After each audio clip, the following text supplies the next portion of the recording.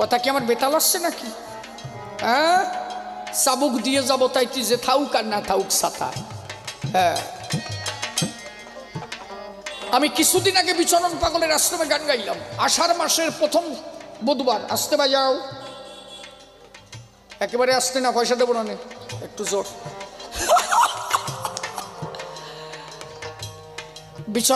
বিচরণ পাগলের বাড়ি গুরুচাঁদ ঠাকুর গিয়েছিল। বিচরণ পাগল তো সবসময় গুরুচাঁদ ঠাকুরের সঙ্গে থাকত।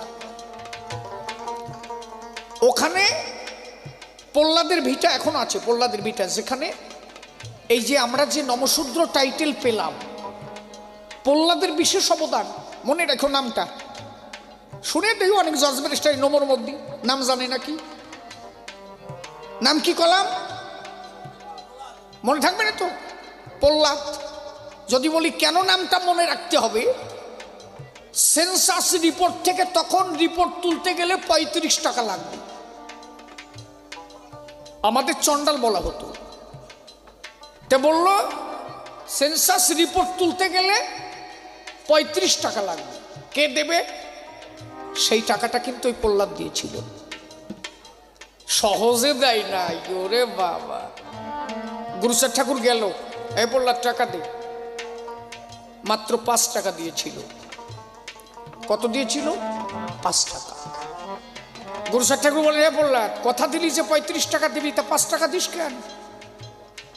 বলে, নমো কি খালি আমি একা হবো নাকি? আর শালারা কি হবে? সবাই দিক, আমি দিতে পারবো না 5 টাকা। ঠাকুর বলে, তুই কথা দিছিস টাকা দিবি, সত্য রক্ষা কর, নইলে তালতলা গ্রাম আজকে থাকবে না। আরে বাবা, সে কি একটু তো ব্যাপার নাকি? যে ঘাটে গুরুচাঁদ ঠাকুর দাঁড়াই ছিল, সেই ঘাটটা আমি দেখে আসছি তো।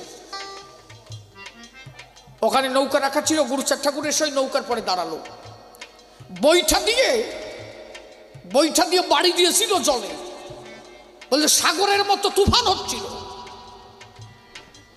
বলছিল আজকে তালতলা রাখবো না। অনুরাগ করেছিল কার পরে জানো?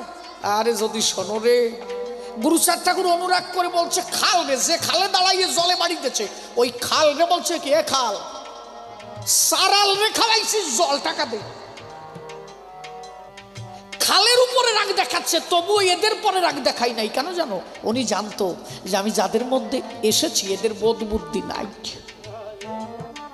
এই জন্য খাল রে কইছে, এ খাল, এই সারাল রে খালাইছিস জল, টাকা এনে দে আমার।